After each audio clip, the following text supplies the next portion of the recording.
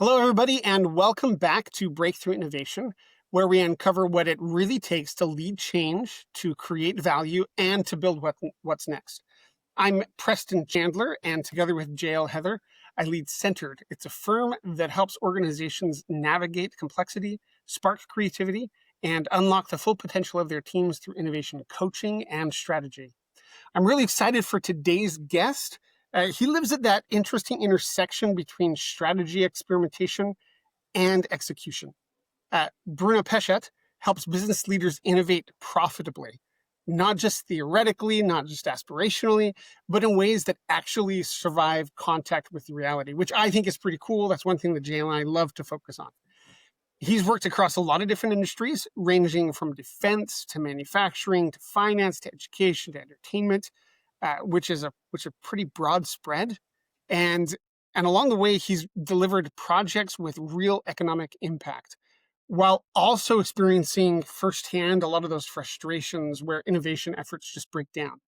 Bruno is the author of Augmented Strategy. He's a practical thinker behind concepts like profitable innovation trinity and the lean experimentation and playing lean, which happens to be an award-winning board game that teaches innovation by doing. So I'm excited for this, Bruno. I like board games, so I might have to go out and play this one. But it teaches people innovation by doing, not by PowerPoint, which I have found to be really powerful. He's equally comfortable challenging executives in the boardroom and working with teams on the front lines, always with that key focus on turning insights into real action. So, Bruno, welcome to Breakthrough Innovation. We're happy to have you. Well, Preston, I'm so happy to be here, and thank you for a very generous introduction. You are very welcome. I think that we are. I said this with a podcast guest the other day, but I think we're kindred spirits. Just the way that you talk about innovation needing to be real and not fake, I think that that's really powerful. And I think maybe that leads to our first question is, a lot of companies talk about innovation. You talk about innovation theater, and that is where companies have an appearance of progress without any real impact. So from your perspective, what are some of the key signals that a company is doing innovation for show rather than actually innovating? Yeah.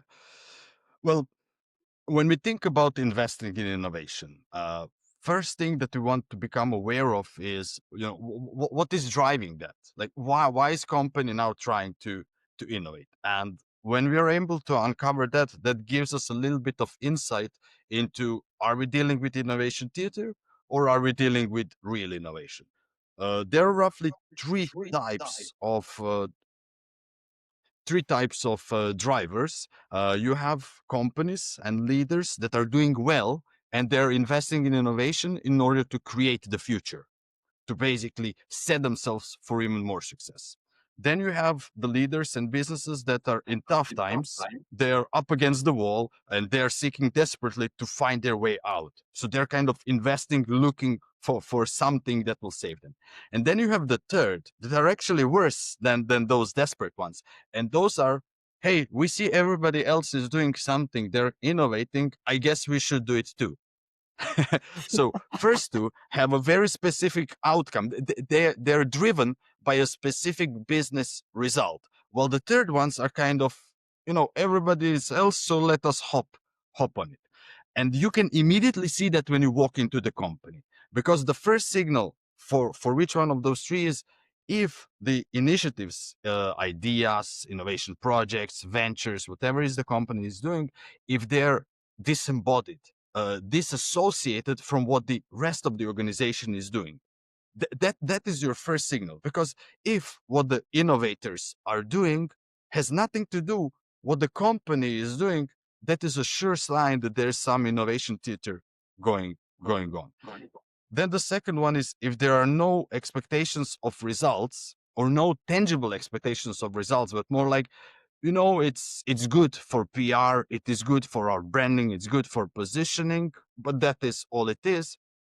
Another signal we might be dealing with innovation theater. And kind of just these two, they're enough to start looking into it. It is difficult. You're correct. I talk about innovation theater, but I try my best. I fail from time to time to avoid using that, real, fake, etc. Because it's always real effort, but Yeah, yeah. they're not good results. They're irrelevant. And where I personally get angry is because it wastes people time and energy. And time goes only one way so far. So you know Right, right. I would like people to work on something tangible and real instead of something that will not contribute to anyone. I think one thing that you're describing um, makes me think of something that JL and I say regularly, which is change for the sake of change is not very successful, or innovation for the sake of innovation is not really successful. You have to have that clear business purpose behind it. Like, what problem are you actually trying to solve in this innovation? And I think that's a key insight that you've brought up is companies might be desperate, or they might have some bigger business problem to solve, but they're at least better than the ones who are doing innovation for the sake of innovation. Exactly. Yeah. So when you're looking at leaders um, in these situations, first I want to talk about what leaders are doing that drives the theater versus the real innovation, and then I want to talk about what leaders do that actually suppresses innovation instead of encourages. So let's first talk about what leaders are doing that causes some of this theater to happen. Yeah. So one big thing that leaders do, and they're not aware of the cruelty they're imposing on their people, because it's not deliberate, and I'll explain in a moment. Uh, a leader comes up with an idea. We have to be more innovative. And then they invest in training. They might get people like you and me to come to help them, or they might send them to seminars, conferences, cool events. People come back to organizations. They're energized. They have learned something new. And then organization punches them hard in the face because there is no way for them to innovate. There is no way for them, to develop their ideas. Yeah, If they yeah, come up with something, it's gonna be, hey, I mean, that is cool and nice, but we have to really work on this because that's your daily job and daily priority. So, leaders have good intentions, but they inadvertently become cruel and malevolent because they have failed to provide the second part. Okay, you gave training, but training is useless if there's not on the job opportunity. And that is actually what leaders can do. This is one of their areas of the biggest impact, because they're the ones who can create time and space and resources for people reporting to them to actually innovate, not just to throw them out, like little kids when you throw them out in a pool and you hope they sink or swim. I mean, I hope you save your child. You don't let it sink. But in companies, we let people sink. And that's no way to innovate, because what happens is you lose talented people. They will go, they will leave the company, they will take the idea, they will do it for right, themselves right. or with somebody else. And you might ask, okay, what does that have to do with innovation theater? Because those people that learn, okay, leader will just do that, then I must do these specific behaviors, this specific dance or performance to make leader happy, to not lose job and not lose sanity. And accidentally you created environment, you created conditions for the innovation theater. I doubt that anybody wakes up at night or in the morning and says, oh, today I will set up innovation theater in my company, it's going to be great. Right. Well, to your point, it's not intentional. I don't think that anybody would intentionally go into their company and be like, yeah, this is what I'm going to do today. Um, but through a lot of unintentional side effects. It's the things that they didn't intend to happen, but because they were more focused on the theater of business itself instead of the actual impacts of business, I think that's where they start getting the innovation theater. Look how special we are. We can do this, to your point, the PR. I've seen that in too many companies. Well, this is great PR. This is why we're doing it. It's like, well, why don't you pick a real problem to solve that'll actually solve a real problem and be great PR? Like two birds with one stone. Yeah. You also asked about how can or how have I seen leaders inadvertently suppress innovation? Again, not deliberately, but Yeah, yeah. accidentally. And continuing on that, um, leaders have a great opportunity, and I would even say responsibility, if I want to be a little bit provocative, to translate organizational goals, business objectives, and targets into the language that is understood by everybody in the organization. That is how they align innovators with the overall business direction. And this translation is a very important part of the leader's job. Because if that is not done, and the easiest symptom to see if that is not done is when leaders come to me and they're like, oh, Bruno, we asked for ideas and we got 40, crappy ideas. They have nothing to do with the business. It's all same old, same old. And then I go and speak to the innovators and they're like, we are proposing, nobody is listening. This is too revolutionary for them. It's too advanced. It's too disruptive. Both things cannot be true. They are not true. But what is true is that both sides are speaking past each other.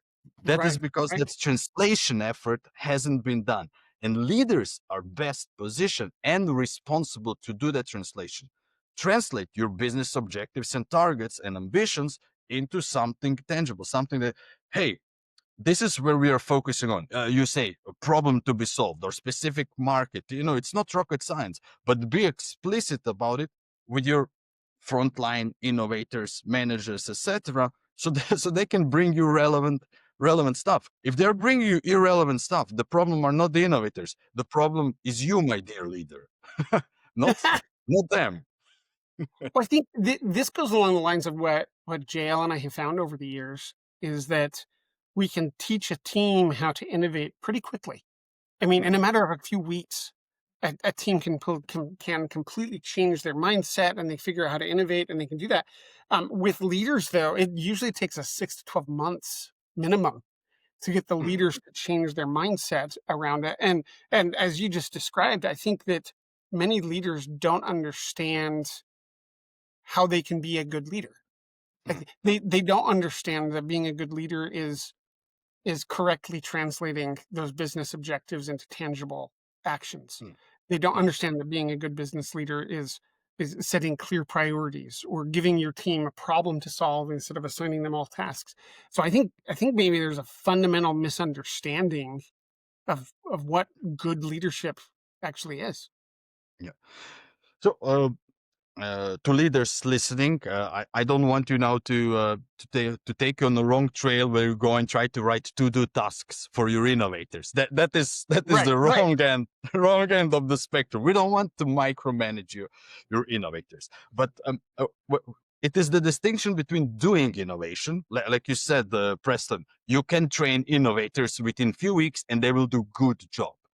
And then there's managing innovation, which is job of the leaders. Like, you don't need to go and develop very specific innovations, but ensuring resources, ensuring funding, connecting people with ideas and the right processes and systems in the organization, telling them these are the customers we want to focus on. Those are strategic decisions that you make, that the leadership team makes, and this is what you provide, the guidance you provide to your innovators.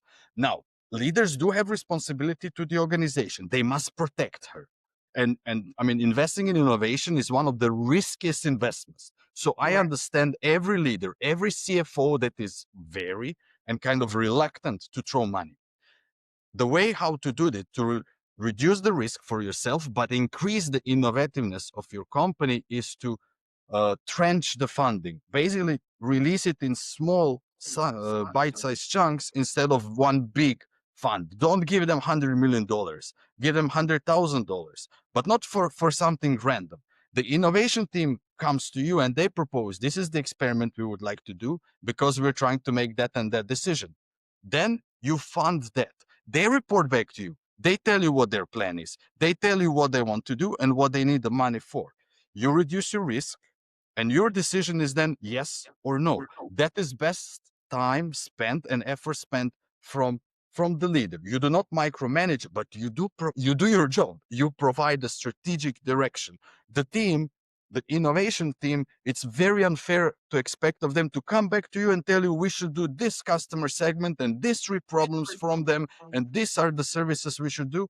I mean, your whole company is based on a specific customer segment and set of problems that you're solving for them. Your innovators shouldn't go around redefining that. You're not trying to create a completely different company. That's a very unique and special case. So leaders provide directions, provide funding, and then let your innovators loose. That's recipe for success. I love that, Bruno.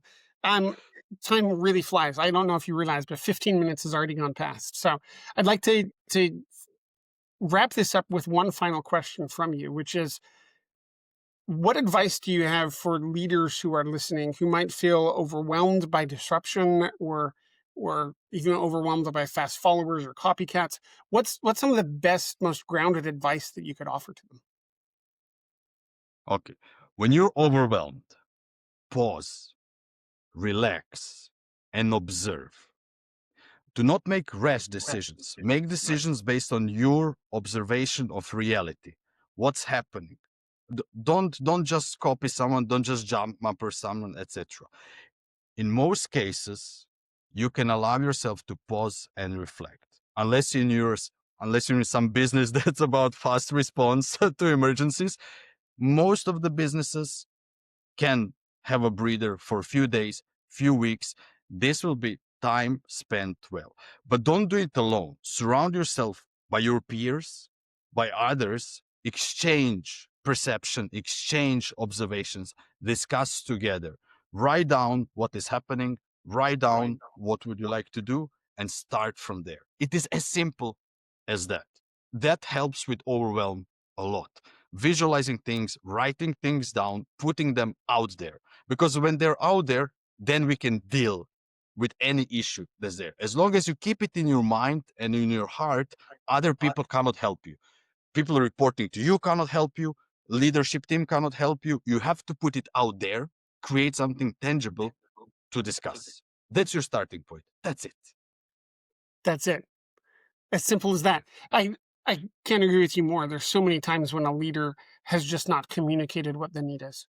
They've hidden it. They don't think they've hidden it, but they've hidden it, and they're expecting everybody else to just figure that out. um, Bruno, last thing. If someone wants to reach out to you, if they want to connect, if they want to learn more about your work and potentially collaborate, what's the best way for them to connect with you? Well, that's obviously contacting Preston and JL. They have my secret contact information.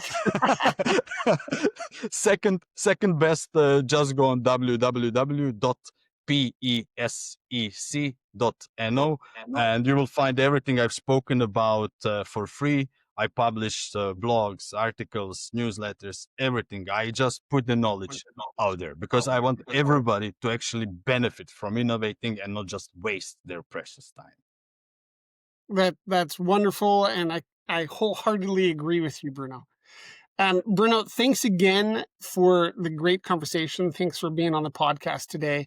I'm so grateful that we've had the chance to chat and hear your insights. For everybody who's listening, thank you for joining us until the end. And while you're, of course, leaving the 5-star review, please think about leaving some comments about what you thought about today's episode. Tell us how you are applying some of the things that you learned, how you're stopping the innovation theater and actually getting to real innovation. That's what we love. We love hearing the people's comments and seeing what they've actually done with what they've learned today. Again, Bruno, thank you so much for being on with us. And for everybody else, we will see you next time on Breakthrough Innovation.